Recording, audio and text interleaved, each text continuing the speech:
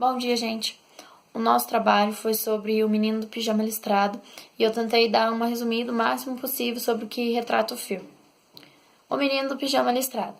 No início da Segunda Guerra Mundial, a Alemanha estava em conflito com os judeus, uma família alemã que morava em Berlim, porém teve que se mudar para uma casa perto do campo de concentração, onde Ralph, pai de Bruno, trabalhava como militar.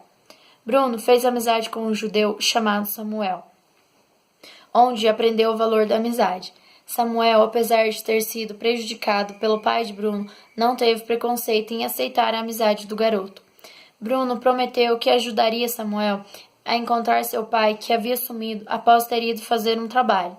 No dia em que Bruno ajudaria seu amigo, sua mãe decidiu mudar-se de casa. Porém, o menino não hesitou.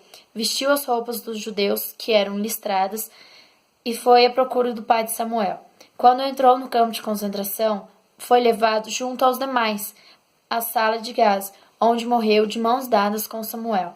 Os pais de Bruno tentaram procurar o filho, porém chegaram tarde demais.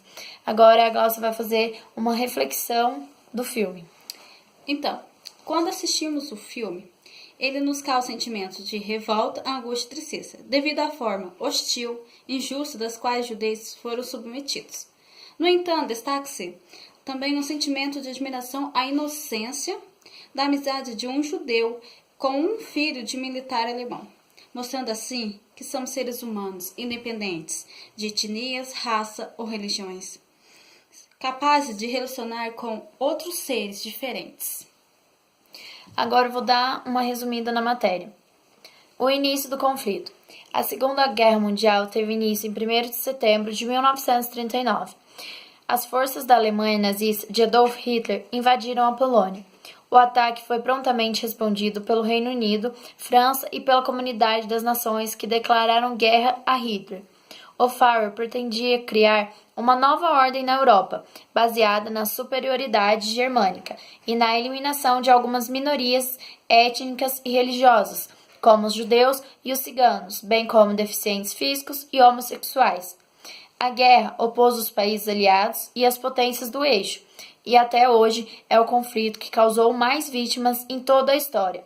Mais de 70 milhões de pessoas morreram nos quase 6 anos de batalha. A anexação da Áustria e da Tchecoslováquia. Em março de 1938, as tropas alemãs adentraram em território austríaco, cobrando em prática a chamada anexação, um esforço de Hitler para criar a Grande Alemanha.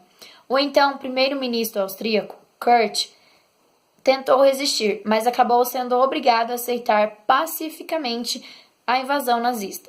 Em setembro do mesmo ano, o Tratado de Munique garantiu aos nazistas partes da Tchecoslováquia, mas Hitler considerou o suficiente.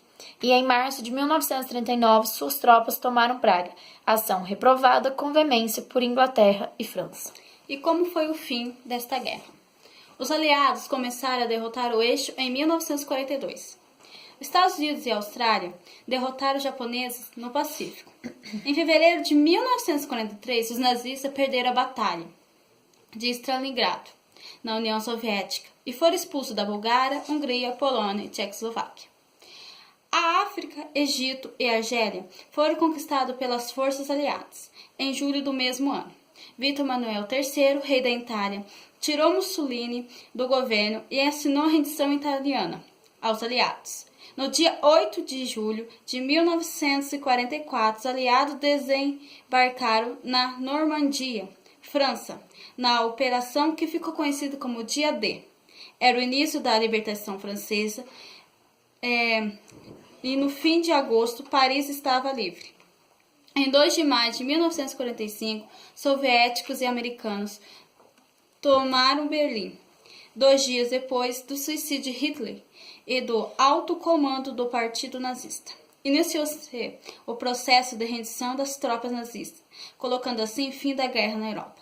Somente o Japão não resistiu, mas em agosto, diante das bombas atômicas jogadas pelos Estados Unidos em Hiroshima e Nagasaki, o imperador se rendeu aos aliados. Chegava o fim da Segunda Guerra Mundial, deixando cerca de 50 milhões de mortos e 35 milhões de feridos. Agora eu vou falar a relação do filme com a matéria. O filme começa mostrando a história pelo ponto de vista de um garoto e como ele vê com tanta ingenuidade aquele tema tão pesado, onde mais de 1 milhão de pessoas viveram nesses campos de extermínio, entre eles judeus, homossexuais e qualquer grupo que não se encaixava na ideologia do ditador. É mostrado frases pregadas nas estradas do campo de concentração, que diziam: somente o trabalho os libertará. Porém, ao entrar, a realidade era outra. Morriam de fome, eram torturados e usados em testes científicos. A pressão imposta pelo governo e ideologias nazistas eram mostradas o tempo todo, além de retratar que ambos os meninos não tinham ideia do que estava acontecendo. Tanto é que o filho do militar resolve entrar no campo. É possível ver mais cenas e as atrocidades que até mesmo as crianças tinham que enfrentar, vivendo sujas e com fome. Um fato curioso é que o filme utiliza cenas reais, mas as propagandas nazistas mostram outra realidade, onde dizia que os campos de concentrações eram cidades maravilhosas construídas por Hitler, como um presente para os judeus, onde eles viviam felizes. Essas propagandas tinham como objetivo influenciar e convencer os alemães de que a higienização ou a purificação da raça faria bem para todos. E é isso.